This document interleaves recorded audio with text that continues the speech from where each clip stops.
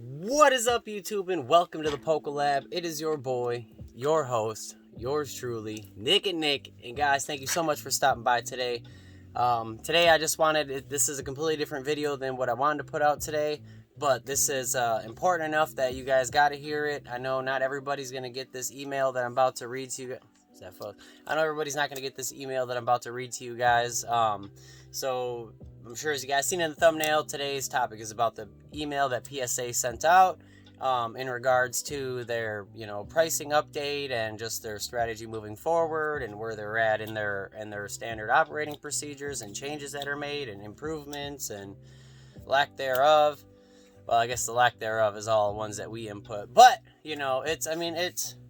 it's a show of good faith from them. It sounds like there's some very exciting things to be excited about coming here in the future if they do come to fruition. We got some quotes from Nat Turner, showing, saying what he said during some of these meetings and how he foresees the future of PSA and probably the reason why they actually bought the company and everything. So it appears that they want to go to a technology-filled future, which, sounds exciting, but also sounds scary all at the same time. But I don't want to hold you guys up too much longer. I'll just get right to the email. It's kind of long. I don't want the video to be all drawn out and me just bambling and rambling like I always do to you guys. But I appreciate you guys for still sticking through and watching the videos. I really do appreciate y'all. And first off, before we get started, guys, if you are new here and have not yet done so, please hit that subscribe bell, turn on them notifications. And if you are returning and have not yet done so, I would please kindly ask you to do the same. So guys, thank you so much. Also, when you're on there, leave a like. Alright, got all that YouTube crap out of the way, but guys, thank you so much for everything. Thank you for the continued support. We're on the road to 1K, man. We're only 300 plus subscribers away, so thank you guys. But let's get right to this. I'm gonna flip you all around so you guys can see it. I don't know, I might be flipping back and forth, we'll see. I'm just trying to get this video out quick, so it's not gonna be a huge editing video. Just want to get it out to you guys. So let's get right to it. Let me flip y'all around so you guys can see what I see. So as you can see, here's the email from PSA. Now I get these emails because I am a platinum member.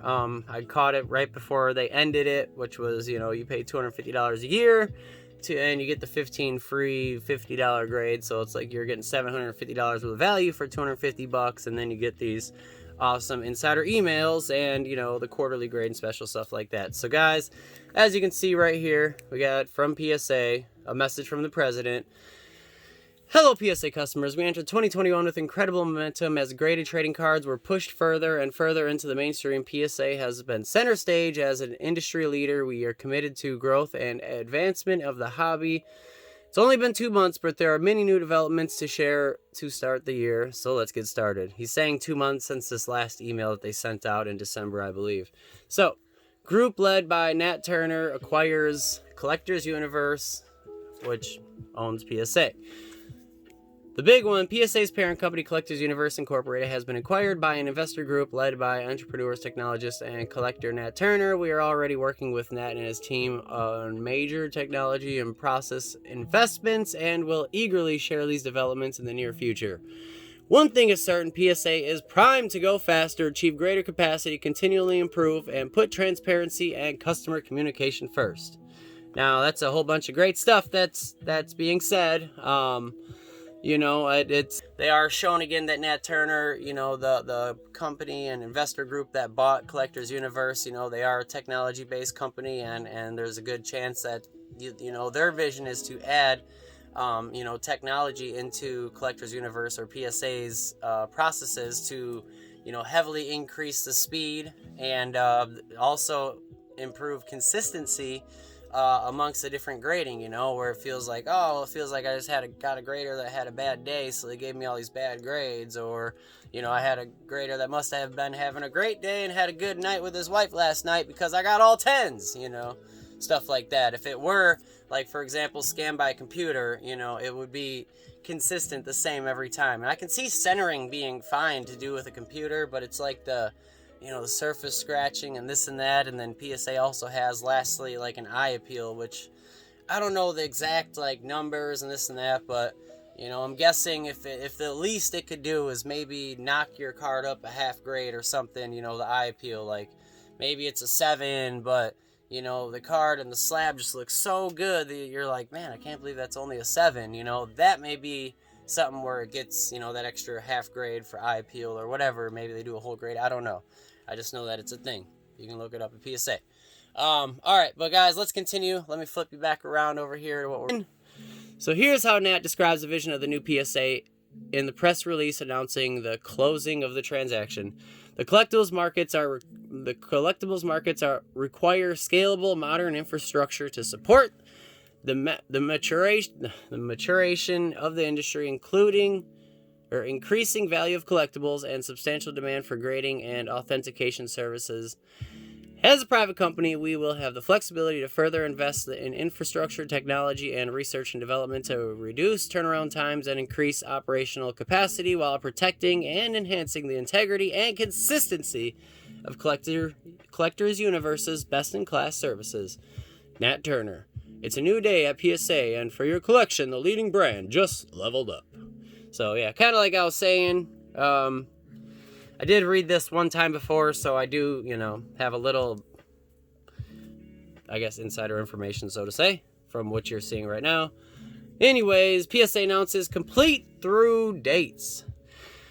This is a big one, because turnaround times are a thing of the past. Services defined by turnaround times are a thing of the past, like they just said. Like, there's no way Look, there's no way around it. We are busy, and we want to. That's good that they're acknowledging that we know that they know that we all know about what they know that we knew, you know. And we want you to know just how busy we are before you make your submission decisions. This is partly to manage your expectations, but also give you the transparency you need to make the most of the opportunities in today's marketplace.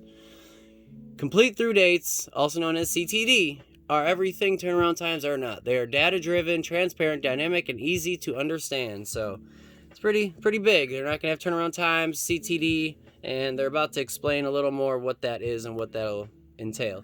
A service level's complete through date is the day before the date of the oldest open order in the PSA system for that service level. In other words, it represents the date by which PSA has completed orders through. The CTD is based on order entry date, which means the day the order was formally entered into the PSA system for authentication and grading. And that's not to, I don't know if that would, my submission that I sent in last March, that it took like 5 months for them just to say they got it. So I guess they're talking about that 5 months wouldn't be included. It's once they log it into their system, but they've also updated their system since then too, so that won't happen anymore. Thank goodness. I mean, they already have been making changes just as a collector or somebody that's trying to get their cards back in any timely manner, less than a year. You know, it feels like the improvements are happening at a very slow pace, but I'm sure on the ground level, inside the company, you know, they're moving full steam ahead. I'm sure you guys work the companies that are you know, trying to grow or experiencing growth, and you know, it takes a lot. It's not like you can just say something and it's done by tomorrow. There's a lot of moving components that have to also jive to make any kind of meaningful changes in a company. So let's get back to it real quick, guys. Alright, you can use CTDs to check the progress on your order by comparing the enter date on your My Orders page and the service levels complete through date to get an idea as to the remaining time before your order will be completed. Posted CTDs update daily, and you can follow along as CTD advances closer to your order's enter date. Read more about it at PSA complete through dates on our website. Alright, so next section, the PSA network effect. PSA has long been standard for third-party authentication and grading services. Validation of this fact can be seen in today's market, with PSA being synonymous with market valuations. Phrases like, "What's that in a PSA 10?" and "What does it go for in a PSA 9?" are common shorthand and quickly determine market values. Wow, they must watch a lot of PokeTubers. Listen to any popular podcast and YouTube channel. Yep, they sure did.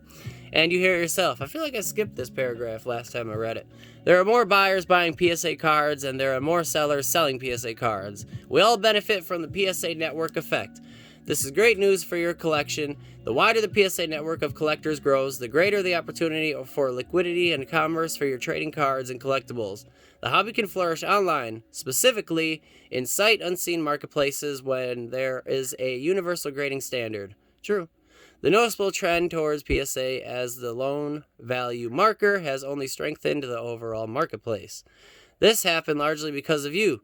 We thank you for putting your trust in PSA, enabling the market to centralize around one standard for trading cards. So basically, they're just saying they know how good they are. They know that every Pokemon collector and card collector that, PSA is the gold standard, except the Beckett 10, but then you're risking getting a Beckett gold 10 and everything below, and then, getting less than you would for a PSA graded card. And then you got CGC, but they're saying that they know that they are the best. And they're basically saying that basically their products that they've authenticated or / graded are basically the telltale, basically the main example of a card's price is going to be shown in what it is in a PSA 10, a PSA 9, and everything kind of trickles down from there. So they understand that. All right, operational footprint expands. PSA announced in, okay, never mind. I think we missed this one. This is an important one too. Virtual Career Fair. Join PSA on March 16th. Hiring has gone into overdrive at PSA. We are adding new and exciting positions as we expand the capabilities of our operations and products.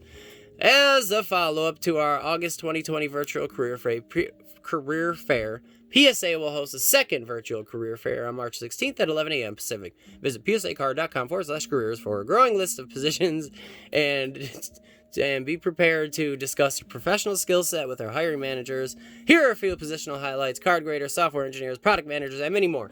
If any of you guys want a job at PSA, there you go. That's where you go. And I was reading in some blogs, some forums, whatever you want to call them, one time that card graders make like 80 grand a year or something like that, which is a pretty honest and respected amount of money you could make in a year. So that's just what I read in forums. You can go and find them yourself. Search for what does a PSA grader make, card grader make. All right, operational footprint expands. PSA announced in October that it had acquired an additional 62,870 square feet of office space in a building adjacent to ours that doubled our operational footprint. Now, I remember I made another video on that email when they first announced that they were expanding, and you'll see that progress has been, that there definitely has been progress being made in the last few months. Let's see where we are. We are happy to announce that the space is fully utilized and houses most of the growing operations staff. We have added 167 new employees since my last message on December 16th, 2020. As you can see, with our new and expanded recruitment and training departments, we are hiring and onboarding like never before. This has allowed us to increase our capacity and maximize output as we try to keep pace with the heightened market activity. So that's great news, guys. I mean, 167 new positions. That's a lot. I mean, their HR must be booming. I worked at my last company I worked for. They were, doing some huge expansion. And one of the first things they did is they really beefed up the HR team. It went from one person to a whole team of, 6-7 people. And it was because they were going to be doing all this hiring. And I seen it in person. Like, hiring that many people must have been crazy, because our company maybe hired like 100, and it was pretty crazy. Man, it was just new people all the time. We didn't know if it was people walking through, new employees, whatever. But that's a lot of people to be hired, guys. All that, paperwork that needs to be filled out, and all the way down to their W-2s or whatever, that's a lot. That's a lot of people. And then to actually get them in, like, how do you train 167 people at one time if you can't even keep up with the actual work that everybody's supposed to be doing? Who's training these people? Who's doing that? Like, that you would think that would say that, somebody would have to, you would think that somebody would have to stop what they're doing to go and train somebody else. So therefore, that particular job has no progress because it's stopped to train somebody, and it's got to take a lot to trade a card grader. You can't just throw some, like, go to some temp agency and say, I need 10 people today to grade cards, and putting all these collectibles that are worth hundreds to thousands to tens of thousands to hundreds of thousands. Like, it's got, that's got to be a pretty crazy thing to do. And that's why I always gave PSA the benefit of that. I'm not saying I was happy with it or made me, like their service anymore, that it took longer, but I understand it. Like, it's a lot of internal operations that have to be done. But all right, guys, Here, now we're getting to the important part that everybody wants to see. Let's click over there real quick. So, here we are, PSA pricing update. Much as these efforts have grown PSA's capacity, demand is still at all-time high. Like any business in a high-demand state, regular analysis of pricing is necessary and adjustments are required. I invite you to review today's changes in the PSA pricing page. Please keep in mind that any orders that were either submitted and printed using the online submission center prior to today are in transit to PSA are already at PSA will not be affected by these changes. Changes do not apply. My bad, guys. Changes do not apply to all incomplete new orders effective today. Changes do not. Oh my gosh. Changes do not apply to all incomplete and new orders effective today. Okay. Basically, if you have an order you're working on, you're not going to get the old pricing. Our economy service remains suspended and Collectors Club vouchers remain sold out. Our popular value service continues to be available to the Collectors Club member. To make the service more inclusive, we raised the declared value threshold from $199 to $499. That's good. That was similar to what their $50 grade was before. And lowered the submission minimum from 20 cards to 10 cards. So therefore, basically, you're sending half the amount of cards, but you're still spending the same amount of money. So if you're somebody that always did, the minimum of 20 cards, which would be like $200 or whatever, you can still do a $200 tier, but you're only going to be sending 10 cards in instead of 20 because the prices went up, well, double. Lastly, to put a greater focus on our resources onto our card backlog, we are temporarily suspending our crossover and custom encapsulation services. All right, so they're really just trying to sit there hammering down, focusing on their cards, their backlog, get caught up on all that, and that their prices change. That's like the whole biggest thing of this whole email. PSA will soon begin placing all submissions at a regular service level and above in resealable plastic card sleeves to protect PSA holders from scuffs to the hard plastic. That is really cool. I thought that was neat. They didn't have to do that, but basically, they're going to make it so that we don't have to buy, they don't have to buy these slab sleeves anymore from for PSA submissions when they come in. Like I have this one because I have 137 cards I'm hoping come in any day now. So had to buy me some slab sleeves. But now they're saying that they're going to come right on the cards, which is very good because I'm sure you've seen a lot of videos and YouTubers where the cases come all beat up already before they even got them. So nobody wants to get beat up cases. That sucks when you pay all that money, or you're trying to sell it to somebody and you have a case that's scuffed. It's hard to tell if it's on the card. Overall, just takes away from the whole eye appeal of that graded card. So that's cool. Let's flip it back around. Keep it pushing. Keep it pumping. Let's do it. All right. So protect the sleeves. Additionally, PSA will release a new presented box that will accompany the return of all encapsulated cards submitted at the Super Express level or higher. So that's really cool. Except the part it's only for the Super Express or higher. Without looking at it, I don't know if that's the $200 service level or what, but that kind of sucks. I don't know why they wouldn't just, they are increasing the prices and it is a service that they're kind of making something out of nothing. I don't know, all right, I'm imagining that how CGC, how they have those really cool trays and the cards have each slot and then it has a clamshell on top that really closes that in so those cards have like a half-inch or inch gap, whatever it is. And there's no way that they can touch and scratch or get broken or cracked. Like it really protects it. Like it really looks like you're sending thousands of dollars of collectibles, in the mail to somebody. It looks like you're actually honestly trying to protect it. So let's get back over to it. So that's cool. Super Express level higher. We're exploring new inner sleeve configurations to improve the presentation and minimize movement of the collectible within the PSA holder. So that is really cool too. So basically, I grabbed my 2000 Worlds Collection Pikachu here, and basically this part, let's see, can you see through it? No, hardly. Basically this part right here, the card is, you know what? No, PSA, that's right, they don't put their cards in sleeves. So I don't know if you can hear that. I'm trying to shake it.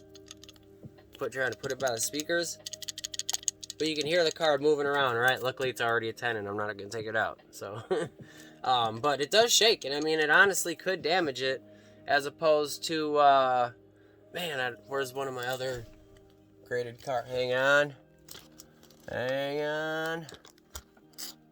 Hang on. Okay.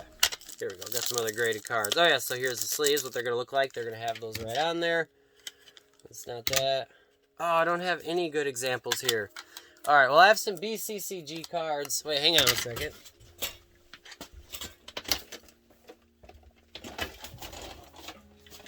Let me get my Yu-Gi-Oh collection box here, right?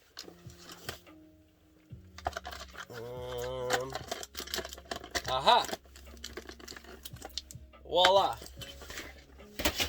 Okay. So, if you look in here, you can see that the card, this is a BCCG slab, but you can see that the card is in a little protective sleeve, but it doesn't shake. And this is like the cheapest of the cheap service you can get, you know, like this is the junkiest service, you know. I don't think they make anything less than a 10, but all right, let's get back. This video is probably going on long, but whatever. This is an important topic, guys. I hope you stick in. Hope you hang around and get all this important updates so everybody can be informed. Okay, so Super Express level, PSI holder.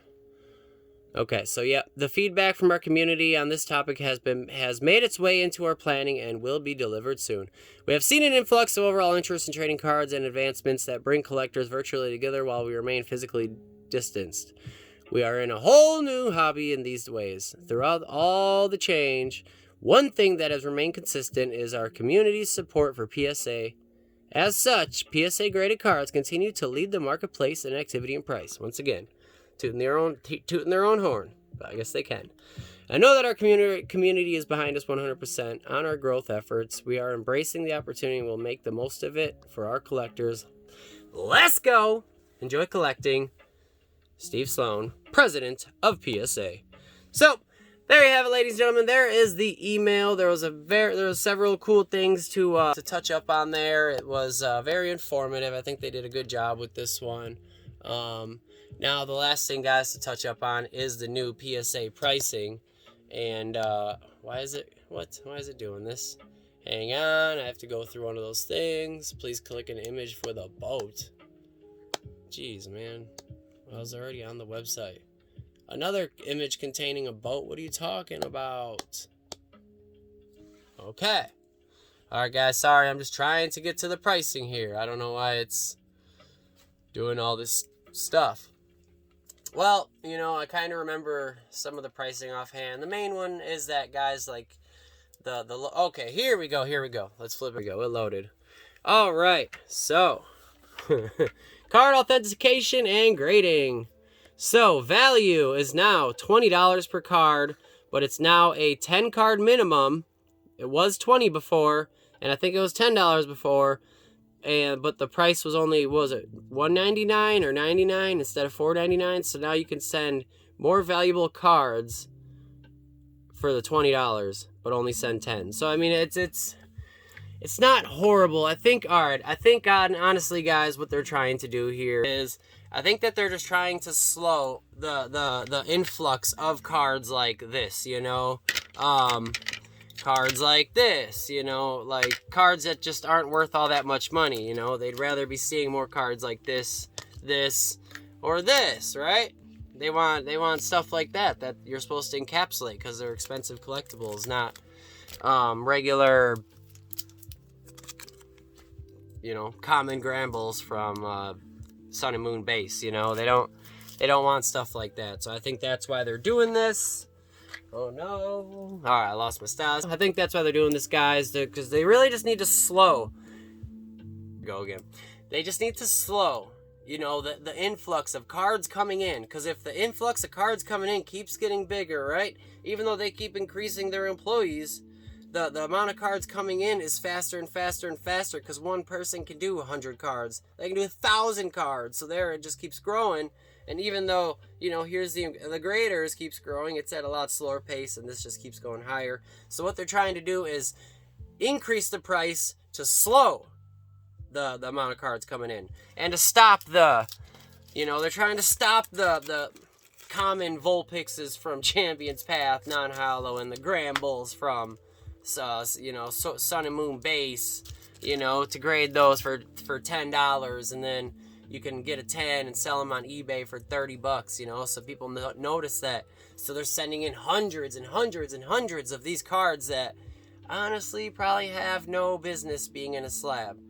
I get it. I like it. You know, I like everything in a slab if it can be, and if it increases the value, but I get it. They're just trying to do, they have to do something, you know.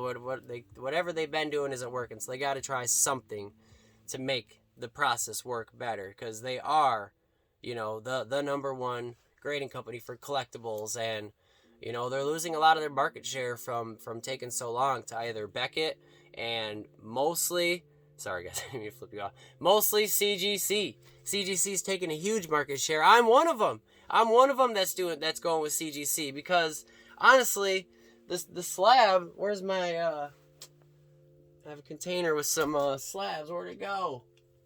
Oh wait, here it is. Hang on, folks. Because honestly, guys, like I even asked my fiance, I think this slab looks clean AF as opposed to a PSA slab. Like, which one looks better? You know, honestly, I mean, yeah, we know what CGC and PSA are and what we know the differences between them, but I honestly like the CGC slab, dude. Especially, I know this one has a water Pokemon, so it makes it look really dope. But, you know, this milky, cloudy, look at all that stuff inside this card. Look at all that right there. You know, that's how this card came, bro. It looks like crap. And now they're going to charge us $20 for that. And that's a common thing that happens in PSA slabs. I'm sure a lot of you guys know and experience this, you know. All that soot that's in there, like, why is that in there? You know, it looks so much better. I think it looks clean. You know, I've been in the hobby now for over a year, back into the hobby. And, like, the thing about me is, you know, like, and I'm sure a lot of other people are the same. It's the same way, like, this is the gist of my graded card collection right now, because everything I have, I'm waiting to come in. But, like, you know, I'm not swayed. You know, I'm not committed to PSA. Okay, yeah, I guess 3/4 of my graded card collection is PSA, but I'm not necessarily, like, a loyal PSA customer yet. Like, yeah, I know their cards go for the worst amount of money, but to me, I haven't received any kind of service that I'm like, wow, that's why PSA is number one.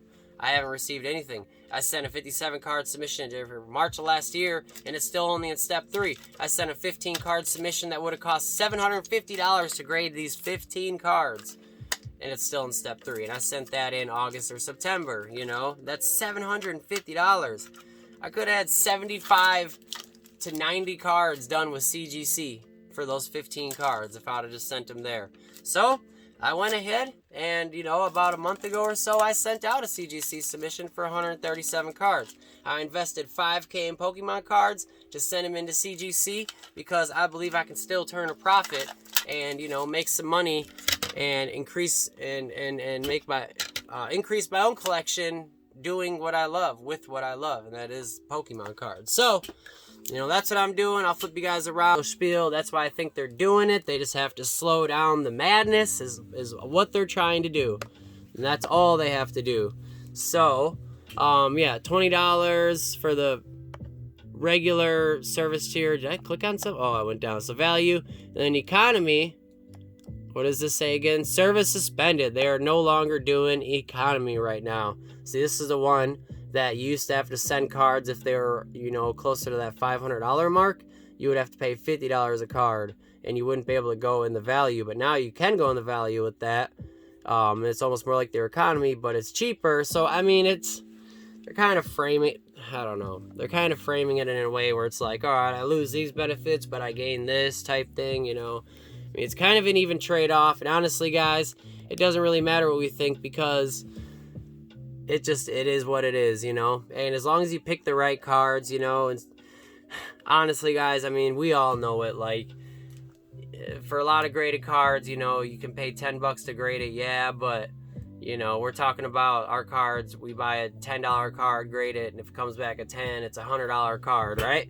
So that's $20 into it. Now it would just be like you have $30 invested into that card to get that same profit. And in the end, honestly, you know, like, it is still worth it. So people are gonna do it. I'm gonna do it. You're gonna do it. Well, actually, I don't know how much I'm doing PSA, man.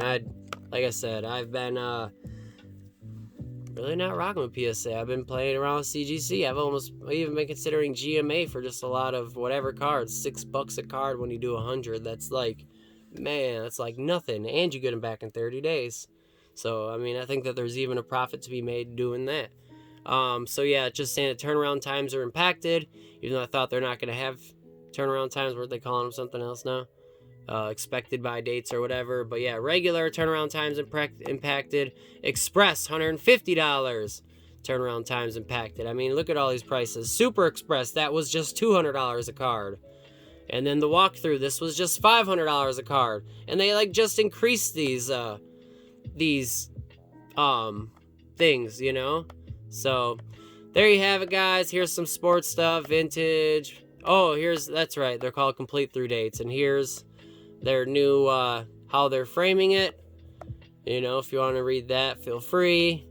You can pause it and take a look at it. I'll just scroll through. Card and autograph dual services, here's their pricing for that. Ticket authentication and grading, pack authentication and grading. Economy, $25 a pack, 100 plus business days, $249 maximum. Regular, up to $1,000 a pack, $50 a pack. Prime, you know, that's like first edition, base. Oh no, pack worth more than $2,500. See premium options.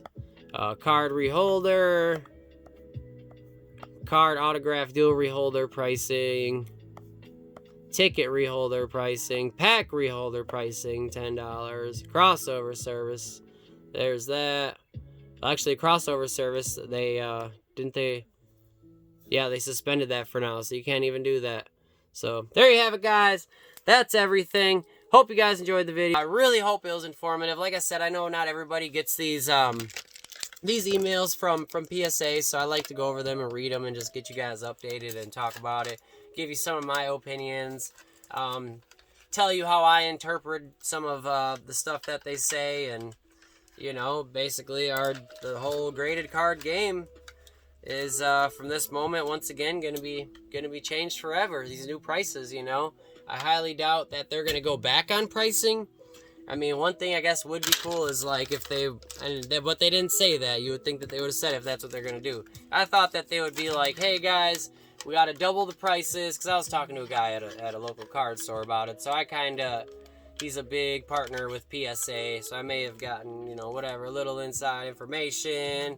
He didn't tell me it wasn't, he told me it was a guess, but his guess was, like, spot on, so, you know, basically they just had to increase the price, dude, to slow it down, and I was hoping that they would say something like, but don't worry, guys, you know, once we do get at a good place, we'll bring up the quarterly grading specials, we'll bring up deals so that you guys, you know, can still get good deals on cards, and it's not, you know, $20 a card forever. We will go back down to, you know, decent deals, even $15 a card with time to come.